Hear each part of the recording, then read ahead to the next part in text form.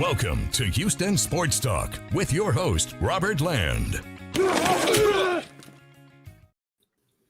Thanks for checking into the best Houston sports podcast, our live Texans-Cowboys postgame show. We can only do this every few years, with the Texans and the Cowboys, and it's fun to do it when they get the W. And hey, we're part of the Bleav network. Tom Chavarria, contributor and co-host of the Bullpen podcast with me. And Tom, it wasn't a work of art. I don't think it was a work of art that, a lot of Texans wanted to see, but what did you think? A win is a win, right? That's what we're supposed to, that's what we're taught as Texan fans. It is what you're after. It is the minimum, right? But man, this one left me just like with a bad taste in my mouth. And I normally don't get this way. I normally am just happy to get the dub and move on. But when I see this team and think of what they could be, the potential is there. And I know we're so spoiled, we're so greedy. We want everything year two, and we should be able to want that because they show it. It's just, man, this game left a lot to be desired.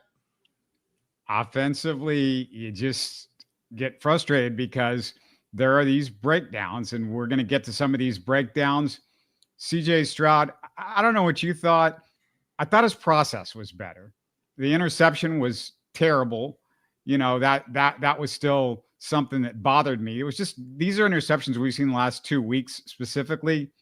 We didn't see from Stroud last year. This is like new territory. I'm shocked when I see some of these interceptions.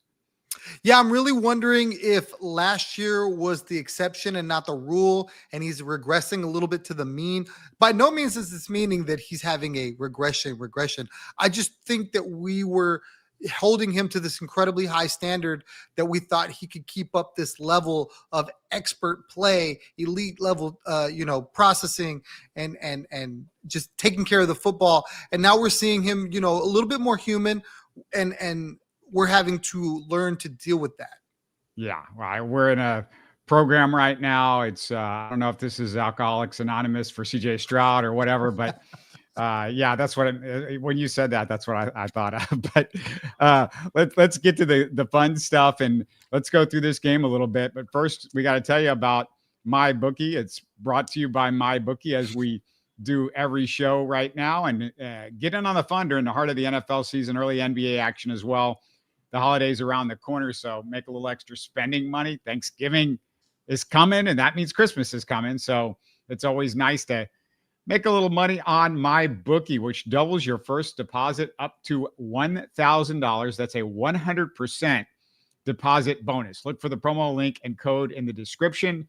Your code HST, of course, it's us, Houston Sports Talk. Check it out. It's, you got the link and everything is right there. Easy to find for you in the description. If you forget, just click on that and you're ready to go. And, the old Texans probably second half number might be the thing to go down the road here until they can get this whole thing squared away. But let's get to the action in this game. We'll go possession by possession. Laremy Tunsil, he's back, screwing up tuna sandwiches like he can only do. The penalty knocks out a Nico 78-yard touchdown on the first snap from scrimmage. It's like, oh, Nico's back. Oh, but Laramie's back. The old Laramie's back. But thankfully, big completions to Schultz and Mechie. And then Joe Mixon makes up for Tunsil. 45-yard touchdown run. Believe it or not, Tom, Dalton Schultz had the big backside block. I don't know if you caught that on the Mixon run to spring him. Yeah, for whatever reason, I feel like in those scenarios, Dalton seems to shine. Where on simple run plays where I need him to block down, he can't do that. And it's just what we're going to get. It's feast or famine from Dalton Schultz as a blocker. I felt so bad for Nico Collins. Nothing would have been better than this huge explosive play right out of the box. Welcome back. This is something Bobby Slowick clearly drew up for him to get him going right away. I thought it was a great play call. And Laremy Tunsil found a way to jack that up. This was definitely, which we're going to get into more, the Joe Mixon show, and he showed it early and often. I don't know where the Texans would be without Joe Mixon.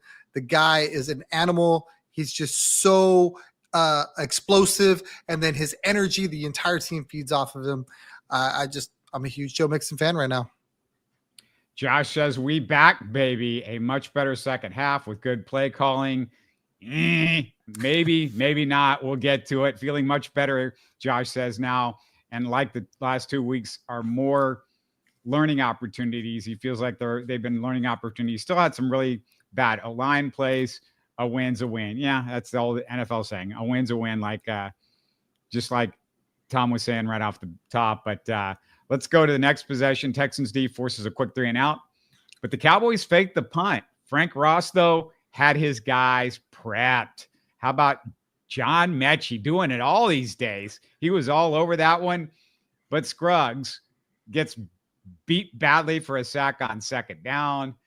Man, he looks terrible at guard. We're gonna have to come back to that. But then Stroud throws behind Nico for the INT on 4th and 3. That's the interception that we were talking about off the top, Tom. And I'm usually aggressive, but I did not like going for that on 4th down. Either way, that throw by Stroud, terrible. Tank and Ogunbowale, both wide open, by the way. What did you think about the 4th down call?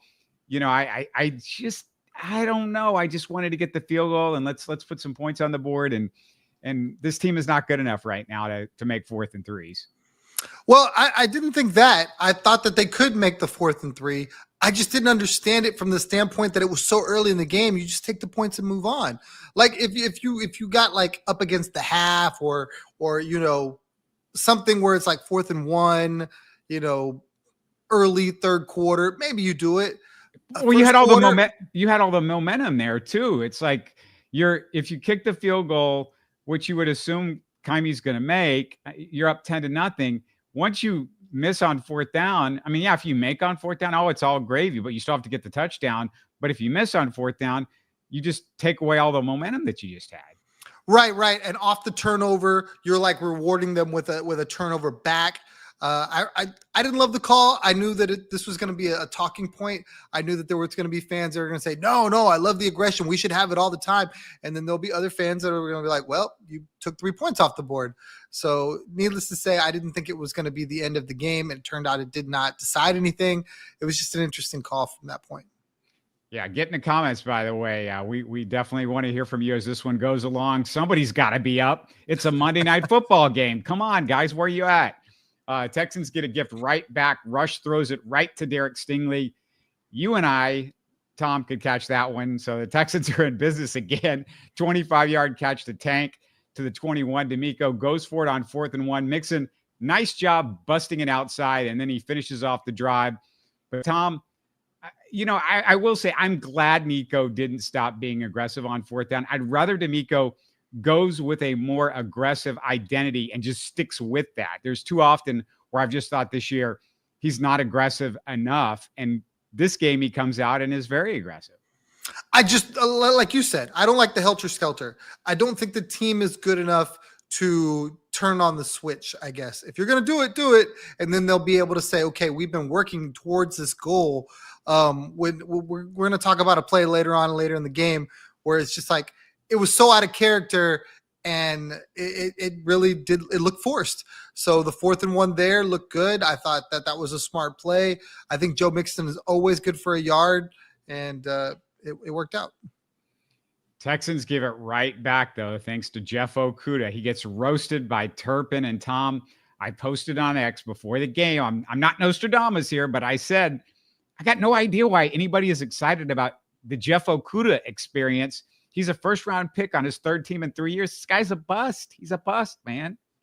Well, the thing of it is though, every team is different, right? Every defense is different. There are guys that are playing on the Texans now that were bust for other teams, and I get it. I understand that. Now, on that particular play, while he does get beat off the line, there's absolutely no reason there was no safety help for Jeff Okudah. I don't understand that. You'll never be able to explain that to me. Where both safeties went, I don't know, but somebody's definitely got to be able to help him on the fastest man on the field. I mean, this is something we can talk about every week. It feels like D'Amico sometimes leaves some of his worst guys on an island with no help at all. And, you know, I agree with you. I don't quite get it, especially it's Jeff Okudah. Like, that's the guy you need to get help with, you know? Absolutely. I thought Stingley did a fantastic job all night long. So why on earth would he need safety help? I didn't think any receiver that he was matched up with, which is another talking point that I'm sure we'll get into. He one-on-one. I don't even think they needed to throw in his direction. Yeah, we got KSKK 2-2. No, not 2-2. It's Toa Toa. I get confused because you got the KSKK, but it's Toa Toa he's talking about. No, he really stepped up this year. No question about it, man. He's been fantastic. Tim Settle really shocked me. Yeah, we had a Settle sack later in the game we'll get to, but yeah, Toa Toa has been fantastic, or however you say his name. I'm now confused. I've been told two different ways now to say it. I wish he would just come out and give us like, hey, this is it. Like, no, you want that time, like him giving you the, like, this is how you say my name. Just put up something on Instagram or something like that. So we know for sure, you know?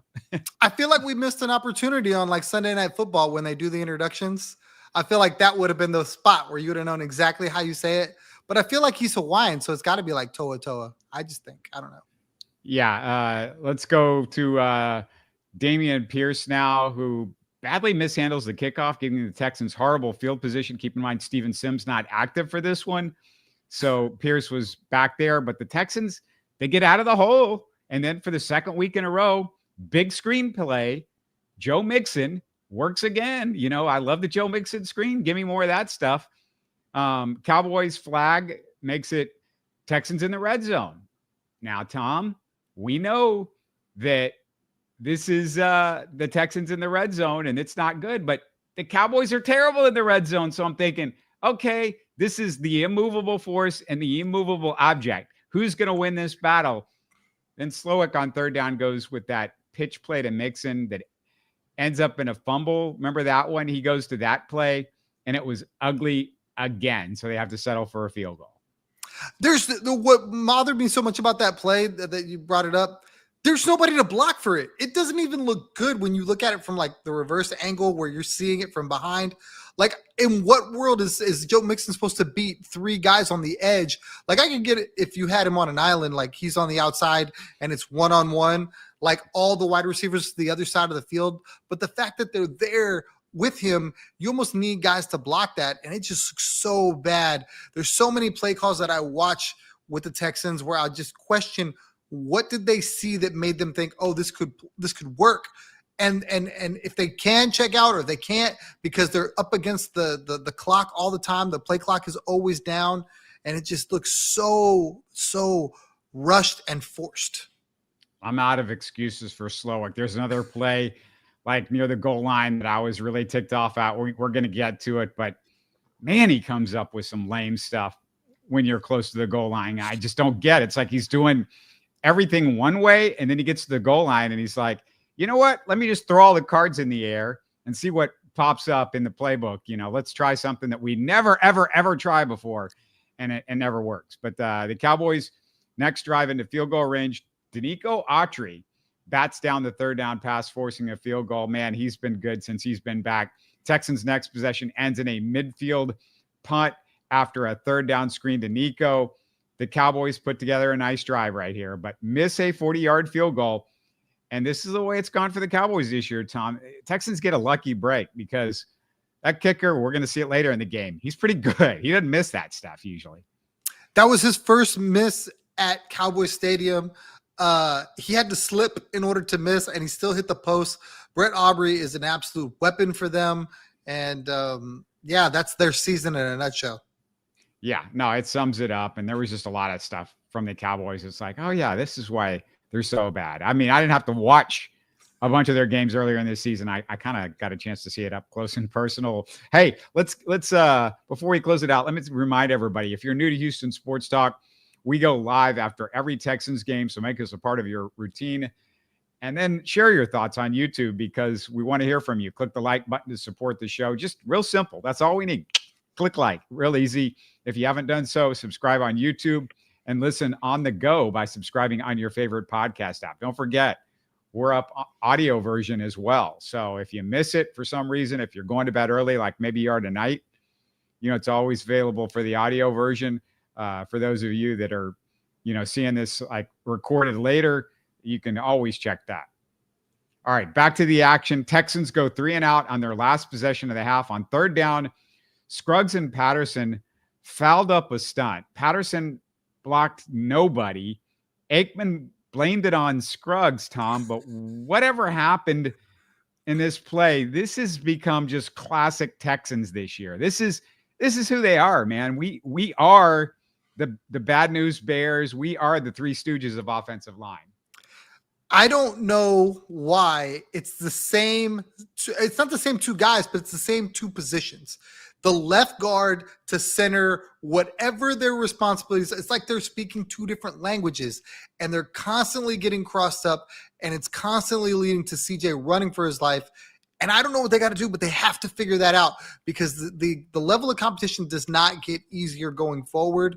I mean, figuratively speaking, obviously they're going to play some guys that, they should beat, and though they're not to that level, but where they want to go long term, teams are going to eyeball that constant fail and just attack it. Again, I'm just going to go back. I have to believe this is more of a Strausser issue than a Slowick issue. So I've got my Slowick issues. I do not think he's the one screwing up these offensive line assignments. This is either the guys aren't smart enough, but it happens with anybody they put in there. So I'm getting the feeling this is a Strausser issue. We heard it was an issue with him with the Colts. So bookmark that. All right. Nothing going on in the Cowboys last drive of the second half or the first half. Third quarter, Cowboys go 3 and out thanks to Danielle Hunter. Sanjay points out defense is elite. No question. And I still felt like they didn't have one of their better games in this game. However, you don't have Will Anderson and Kamari Lassiter, and that was pretty big. Second half, Texans with their first shot on offense. Tank and Mechie, a couple of first down catches. CJ gets the huge chunk play to Nico down to the 11. And I just get scared whenever we get in the red zone, Tom. This is where you are with the Texans right now. And Scruggs says, hey, remember me? I can kill a red zone drive like nobody's business. And he gets an awful holding call for the second straight week, man. I can't believe this. Yeah, it's really an area of concern for me. No matter what Bobby Slowick does, I obviously have issues with the play calling as well, but they just can't block that area of the football field, and I think other teams absolutely know it. Yeah, Scruggs just don't hold. How about do that? Like, can you not hold? I think Joe Mixon can get us into the end zone if you just won't hold at all. I mean, I don't care. Let him buy you. I would rather let him buy you, and maybe Joe Mixon can make a move or run the guy over than do a stupid holding penalty. But anyway, maybe we need to maybe explore Scruggs in a little bit. But Cowboys again, after the Texans field goal, drive into field goal range after a couple of big plays by Stingley on CeeDee Lamb. Aubrey nails a 64-yard field goal. But Derek Barnett, bizarre head slap personal foul. God, use your head, dudes. Don't use your hand to slap a head. Use your head, guys. Don't do that. Kalen Bullock then drops an interception that could have easily been a pick six. A couple of dropped interceptions for the Texans. But thankfully, Tom, they held on fourth down. Not the best pass by Cooper Rush. But, thankfully, this is one of those games where you just, man, I'm glad we're playing the Cowboys. 100%. I don't necessarily have an issue with what Derek Barnett did, because if he hits him in the shoulder and it works, it's not a penalty. The fact that it slides off the shoulder pad, hits him in the head, then it's a penalty. Game of inches. And luckily, like you said, we're playing the Cowboys. I obviously they didn't need to chase that field goal anyway. I would have rather just gave up the 3 points. That was like my big thing. If that was to win a football game, I get it.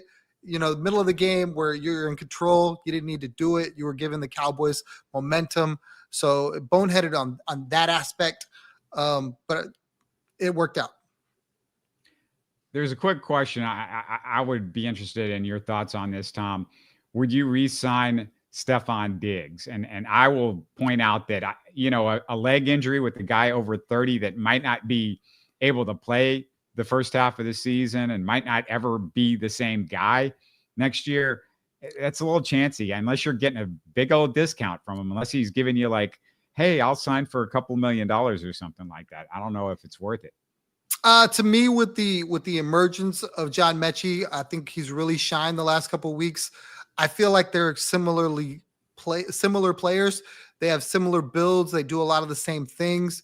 I don't necessarily know that you would need to reach for Stephon Diggs again. If he comes back on a team-friendly deal, obviously we've seen injuries up and down with all the wide receivers. So the depth that they kept coming out of training camp that a lot of people question, myself included, it was kind of warranted because you needed all these guys now that you're seeing guys get nicked up. So obviously it all comes down to money. I love the Stephon Diggs, the leader. I think as a receiver, he's still very good. He would absolutely replace Robert Woods in my mind if that's the route you chose to take. I just think Stephon Diggs is going to still ask for, upper tier money. And I don't think the Texans have any business in that. Yeah, I don't know what he's going to ask for. I don't think he's going to get it coming off that injury. I mean, again, he's a 30-plus-year-old receiver coming off a major injury. So we'll see. But Texans' next possession, 3rd and less than a yard. Oh, Bobby. He calls a pass play against one of the worst run defenses in the NFL. Tom, this is amazing that Slowick just saves his worst calls for late in games. Like the most dumbfounding, I don't get it. Like, what are you doing calls? Joe Mixon's killing him. The Cowboys' run defense is terrible. What the hell, man? So initially I said the exact same thing, but as fast as they went, I'm wondering if that was on CJ Stroud. I'm wondering if he rushed them to the line, called a play, and went. I don't know. We will never know. But it seemed to me, watching the replay, he didn't give Bobby time to call that play. They ran up to the line and went super fast, which is so unorthodox. And that's the kind of the thing I was speaking to earlier, where I'm like, if you're going to do it, I get it. But when do we ever see them go up tempo? You never do. So now to do it on 4th and 1 or 3rd and 1 or whatever inches, it's forced. You got guys that aren't used to it. I think that sped up CJ. I think that sped up Tank. And that's why they weren't able to connect. And it was, you can't tell me that you can't get that yard with Joe Mixon. The funny thing is you're talking about, they were too sped up, but this is what we've been wanting for a long time. Like, hey, Texans offense, speed things up. And then they speed things up and they pick the wrong time to do it. I don't know if it was called in advance. I mean, typically you would think a call like that would be in advance. However, if you don't like the call, if Slowick doesn't like the call that they made in advance, that's the point where you tell CJ, okay, we're not speeding it up right here. Let's slow it down. That's his job as an offensive coordinator, Tom. 100%. No, I don't disagree with that. I just wonder if CJ went with it and he let it go because of CJ Stroud. I think there is a little bit of a disconnect between Bobby Slowick and CJ Stroud in the sense of that CJ may already be too big for Bobby. And I don't know this. This is just me, tinfoil hat, that kind of thing, because you can definitely see some of the body language from CJ Stroud when some of these plays are called that just feels like he has no interest in running them. And I wonder if that's also part of the problem. Yeah, I don't know if I've seen the body language, but I know CJ seems like a team player. I can't see him doing stuff that is not okayed by his coaches. So I maybe I'm naive, but I look at him as a team player. So I don't see it. Let's go to the play of the game now. This was fantastic stuff. There's no doubt. Like, this is the play of the game. This was a single-handedly unbelievable play by Derek Barnett. Barnett knocks the ball out of Rush's hands. Extraordinary effort just to do that. Then Petrie, our boy Petrie he's back again, making another big play. Causes the fumble. Barnett more than makes up for the head slap with this pick up and then score. And I mean, he was everywhere on that play. Textbook D'Amico swarm, Tom. And that's the only way the Texans can get a second half touchdown, I guess. Well, I think you're jumping the gun there a little bit. They do find a way to get it done. Yeah, but, I'm about to discuss if that one actually counts. if that one counts as an offensive touchdown for the Texans in the second half. But yeah, go ahead on that play because I just love that play. The Houston Texan Twitter admin is referring to it, and some other fans have came out and they're calling it the Thick Six with 2 C's. I thought that was pretty interesting. A hell of a play by Derek Barnett. You don't know who's going to fill Will Anderson's shoes when he's not in there. They're doing it by committee, and this time it was Derek Barnett. And he did a great job getting home. I know that a lot of attention was on Danielle Hunter's side, and rightfully so. So that guy's got to win on the other side for that defense to still keep clicking at the level that you want to see it with the pass rush. And that play really was like the last nail in the coffin if Dallas thought they had any chance of trying to make a way back to it. No question about that. And then a couple of punts later, the Texans D puts the real nail in this one. Danielle Hunter and Danico Autry back-to-back sacks. And again, Tom, boy, I can't wait to see Will, Danico, and Daniil together all at the same time performing and doing stuff because these guys are incredible when you put them together. Yeah, I really think this defense, when whole, I've said it a few times now, I'm going to keep saying it, is really Super Bowl caliber. I don't know who you're going to block. I don't know who you're going to target in the pass game because Kamari Lassiter is definitely better than anything they have right now. And I think in a couple of years, he's going to be as good, if not better, than what you're seeing from Derek Stingley, who's clearly one of the best corners in the league on the other side. And you're getting great linebacker play from Toa Toa. Devin White has made some plays. I know we joke about him, but Christian Harris could come back and make some plays. They're just going to have a lot of weapons on defense. Oh, yeah. I just hope at some point this year, we'll see everybody healthy on the field at the same time. Hopefully that's for the last few games of the year and the playoffs, because that's when they're going to need him for sure. And you referenced it earlier. I'm going to let you handle this one. Are we counting this meaningless touchdown late in the game as the offense breaking the second half streak? I am, from the simple fact that the only reason I think they scored it is because it got so chippy, which I actually need the Texans to have some of that. You know what I mean? I see them sometimes they play a little cautious, a little passive.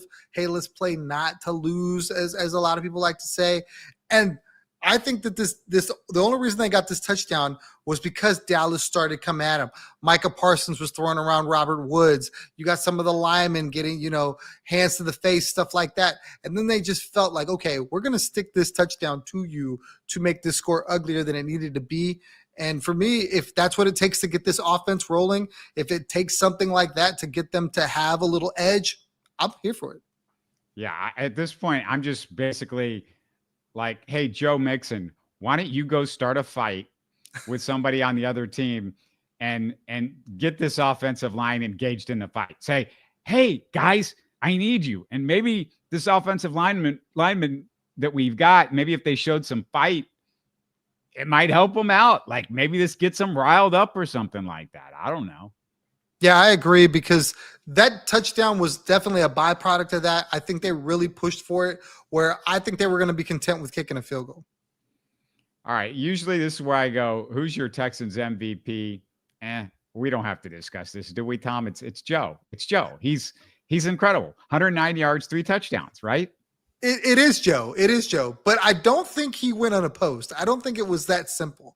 I think you could make an argument for Derek Stingley. I think he was phenomenal.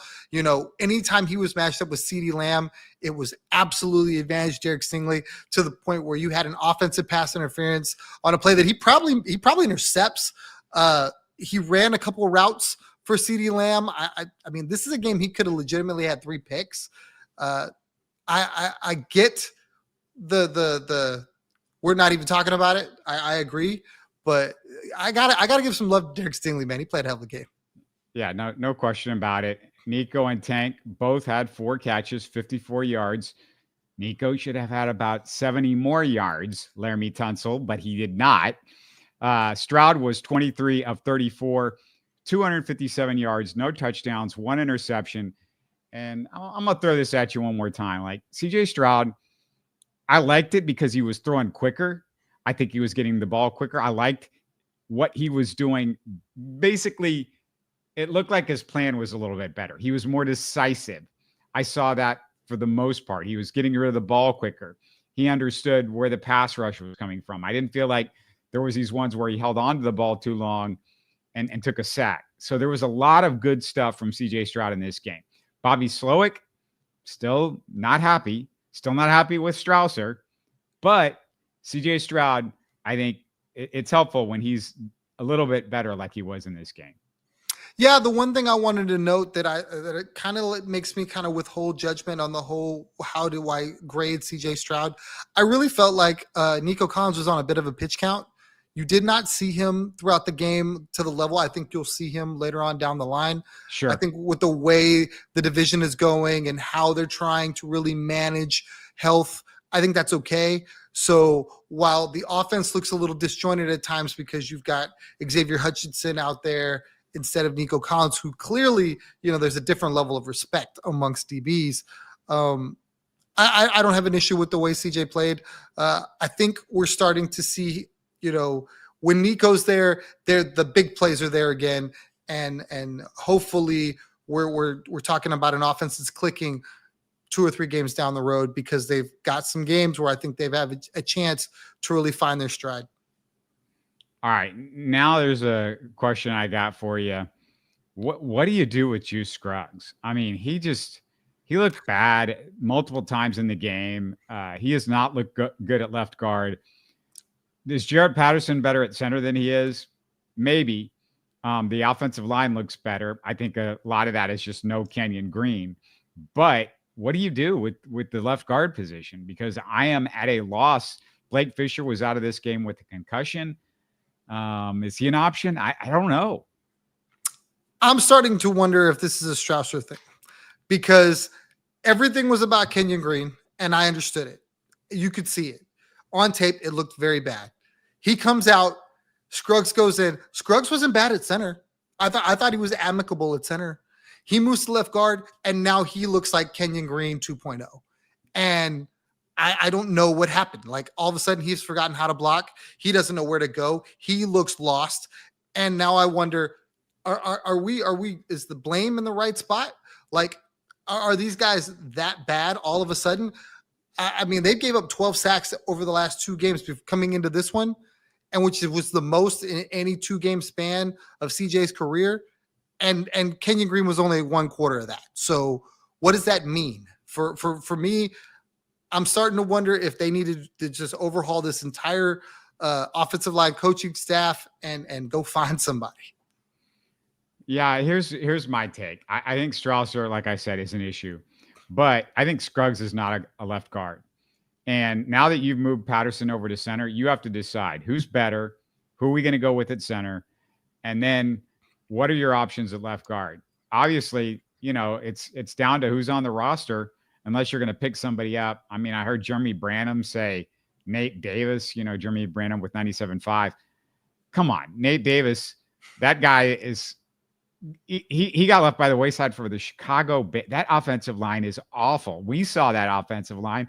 They're terrible. Nate Davis did not show up. And there were games where he just flat out said, "Oh, I'm hurt," like right before the game, and said, "I can't play" at the last second. And it's like, dude, I don't want that guy. Like, so I don't know what, like a Nick Broker. I mean, what are your options? I mean, Caserio, it's not just that he left the offensive line in the hands of guys that maybe aren't as good as he thought they were, but then he doesn't leave us any backup guys that are able to just be competent. I mean, Kendrick Green, they obviously don't trust Kendrick Green at all. So now it's, what are you left with? Like, it's Nick Broker and Blake Fisher. If you want to move him to guard, I don't know. I mean, Blake Fisher's played some guard, so I don't think that's like totally off the table. If there was an injury, I would assume Blake Fisher would be the guy that would step in at guard. But you have to seriously consider getting rid of Juice Scruggs at this point because he's just not getting it done at left guard. He's terrible. And he's getting whiffs at left guard. You can't get getting whiffs at left guard. I totally agree. The interesting thing is the Jets-Texans game. After that game on the Pat McAfee show, Aaron Rodgers came out and said they're playing 4 tackles because they have issues at guard, or they had health issues. So I don't see why the Texans can't employ something similar and play 3 tackles. I got to believe if Blake Fisher looks good at left tackle and right tackle, dealing with somebody's elite edge rusher, he's got to. Now I know there's a lot. I don't want to take anything away from what left guard is and dealing with guys coming at you, but I gotta Bleav he's got to have something he can offer. Yeah, I don't know. Josh, he chimes in. Josh Horowitz says this is a square peg round hole situation. You have 2 centers, no guards. Got to pick somebody up off the practice squad and try something. Practice squad guys scare me to death. Like, I don't know. I mean, like, I am throwing my hands up in the air. I don't know if they know what to do, and I don't know if these guys can get coached up by this offensive line coach. And again, you kind of just keep going right back to that. Like, what's going on with this offensive line coach? Is Juice Scruggs and Kenyon Green just that brain dead? I mean, are they that dumb, or is there something else going on? I mean, Shaq Mason, was he having these issues when he was with the Patriots or Tampa? I have a hard time believing he couldn't handle stunts when he was there. I know Belichick wouldn't have put up with it. So what's going on? Like, what is happening? And again, this offensive line room, lock them in a closet and say, you guys got to get along with each other. There's not going to be no 7 minutes in heaven. We just need you guys to act like you like each other and start doing things as a unit. And that seems to be the problem continually. It was better 1 sacks. Hey, I'll take it. But this is the Cowboys. They're banged up. I mean, this shouldn't have been in any sack game. I mean, it shouldn't have happened. The 1 sack was just terrible. It was Kenyon Green just flat out whiffing on a guy. Yeah, I don't know what the fix is. I really would like to see Bobby Slowick try to get CJ outside of the pocket. I think you've seen him make plays with his feet and being able to throw on the run. We've talked at length about his accuracy and being able to do that. So if the interior of your offensive line is struggling, well, then get your quarterback out of that pocket and get him rolling and run pass option, that kind of thing. Obviously, we talked about the screen game with Joe Mixon. I think that could be an option, roll him out with you, that kind of thing. Use Dalton Schultz, who I think is a capable receiver, in that same mold and try to do it that way. Instead of just leaving him there in the middle of the field, hoping and praying that somebody's going to block. Also, wasn't thrilled about some of the penalties in this game for the Texans. 9 penalties, 69 yards. We talked about that big one with the head slap. That was the worst of the penalties, but there was just some weird ones. How do you get a penalty for not snapping the ball on time on a kick on an extra point? I don't get it. I don't get it. What's going on there? After a timeout, add that to it. They had extra time. Apparently, Kaimi left the field, and then I don't know if they were debating going for it or not. Then he ran back on. It just took too long. It's part of what seems like the offense is really struggling with. They are having a hard time getting in and out of the huddle, and it leaves CJ with very little time to try to process what the defense is going to do and then either be able to change, move protections, that sort of thing. It just leaves them unprepared. Yeah, we talked about offensively. They're slow getting out of the huddle. I mean, I've said this before. Bobby Slowick is what his name is, and that's how he operates most of the time. But this is now a special teams issue too. Like, come on, guys. Like, let's try something different. Let's get in and out of the huddle a little quicker. Was there anything else that you wanted to hit on before we take off? Anything that we didn't discuss? Anybody that you wanted to talk about? I think this was a good win that the Texans needed. I was really disappointed because I felt like this was an opportunity for CJ to really turn it loose, like KK said. And it just looked like the offense was really focused on plays around the line of scrimmage instead of trying to go down the field a little bit. I really want to see them try to open it up and get Mechie downfield, get Tank downfield. It don't just be a Nico Collins thing. And then maybe that'll open up things in the middle of the field because you've at least tried to take the top off. We just don't do that, or the Texans just don't do that right now. And I think teams are starting to recognize it. 2 winnable games coming up. Got to take care of business the next couple of weeks. Got to stomp on those Titans and Jags that are like down in the dirt and just like take care of the business there. I'm surprised we haven't heard anything about Doug Peterson's job. They're still rolling him out again in the next couple of weeks. I'm stunned. I'm stunned at that. Him and Mike McCarthy, man, they're doing it on name alone. They should not be head coaches right now. Dead man walking, but we'll take it. Thanks for that, Jags. We love you for it. Keep them in place. Before we close, check out Tom on the Bullpen podcast. Tomorrow, Steven and I are back for our midweek Texans, Rockets, and Astros takes.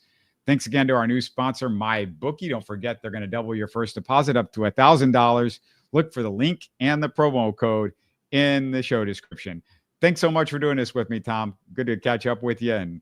And hey, go Texans. Let's get a couple more wins. You're listening to Houston Sports Talk. Hey, you can support the show by subscribing on YouTube and commenting on the videos. Listen to Houston Sports Talk on Spotify, Apple, Stitcher, and Google. Don't forget to tell a friend and share our show on social media. Spread the word, everybody. Thanks for listening.